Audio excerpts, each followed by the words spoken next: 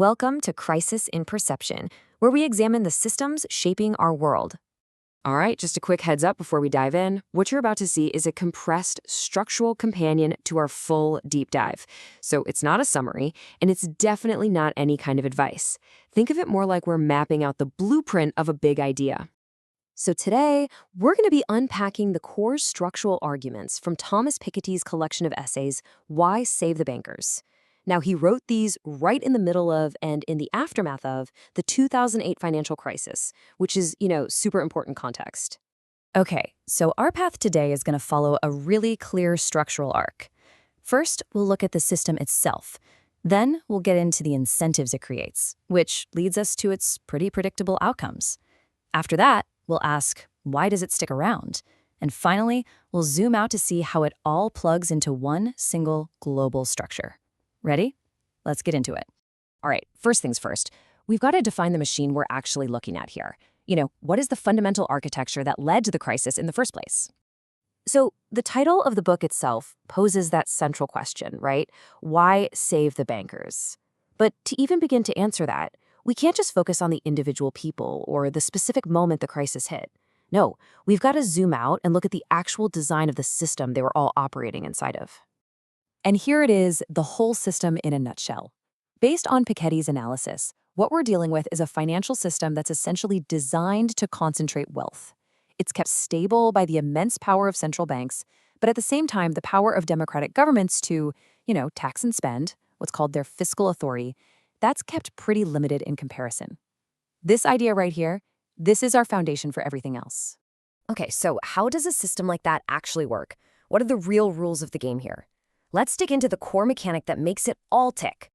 To really get our heads around the logic, we just need one really powerful metaphor. Think of a self-reinforcing escalator. It's a simple picture, but man, it perfectly captures the dynamics that are at play. So picture it like this. You've got wage earners, and they're climbing the stairs. They're putting in manual effort step by step. But then you have capital holders. These are the folks who own assets, things like stocks or real estate, and they're on an escalator. They are just moving upwards, automatically, as their assets do the work for them. Now sure, both might be going up, but the way they're doing it is fundamentally completely different. So what's actually powering that escalator?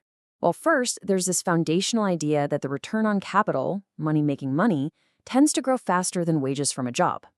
Second, and this is absolutely crucial, when a crisis hits, the so-called stabilization efforts, like bailouts, they just pump a ton of money into the system. And what does that do? It protects and often even inflates the value of those very same financial assets. Then you throw in countries competing against each other for that mobile capital with lower taxes and central banks whose top priority is protecting the system's liquidity, and, well, you can start to see exactly how that escalator gets its relentless upward push. When you have a system with that kind of built-in logic, certain outcomes, well, they stop being just possible and start becoming predictable. So let's take a look at what this machine actually produces. And the data here is pretty stark. By 2007, right on the eve of the big crisis, inequality in the US had shot back up to a level we hadn't seen since 1928. Yeah, right before the Great Depression.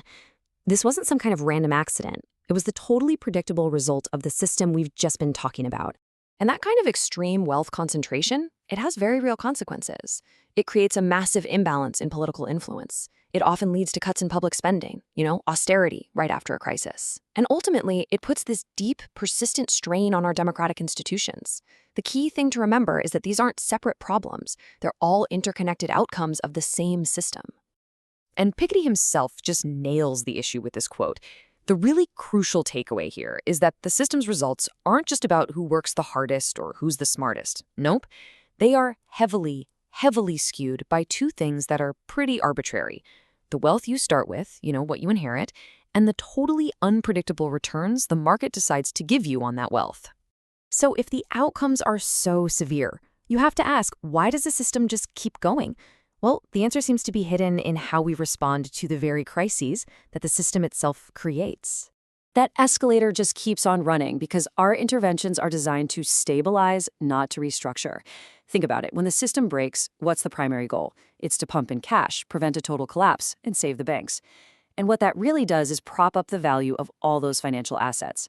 It's like putting out a fire in a building, but never questioning why the building was so flammable in the first place. The basic architecture, the ownership dynamics, they stay exactly the same. And this, right here, gets us to the heart of what we call the crisis in perception. The way it's usually framed is that inequality is this unfortunate bug, a glitch in an otherwise good system. But the structural reality, the argument goes, is that inequality isn't a bug at all. It's a predictable output. It's a feature. And grasping that one distinction, well, that changes everything. Okay, for our last piece, let's zoom all the way out. Because this isn't just something happening in one country. These same dynamics are woven into a single massive global framework. I mean, just think about it. You've got the whole architecture of the Eurozone with one powerful central bank, but tons of separate governments. That plays a huge role. Then there's the almost frictionless way huge amounts of capital can just zap across borders. That, in turn, creates intense tax competition between countries. And then you add the coordinated global efforts to stabilize the whole financial system. All of it works together to lock this structure in place on a truly international scale. So we kind of end up right back where we started, but hopefully with a lot more clarity. The core argument here is that the crisis and the massive inequality it exposed wasn't some fluke. It was the system working exactly as it was designed to. And really understanding that, well, that's the absolute first step to being able to think about it in a new way. Crisis in Perception examines how systems shape belief and how better tools help us see clearly. This project is free and publicly accessible. If you'd like to support the time, tools, and research behind Crisis in Perception, you can become a supporter on Patreon. For a longer audio-based analysis of this topic, see the deep dive linked in the description. If you enjoy this kind of systems-level analysis, please like, subscribe, and comment with books or topics you'd like us to explore next.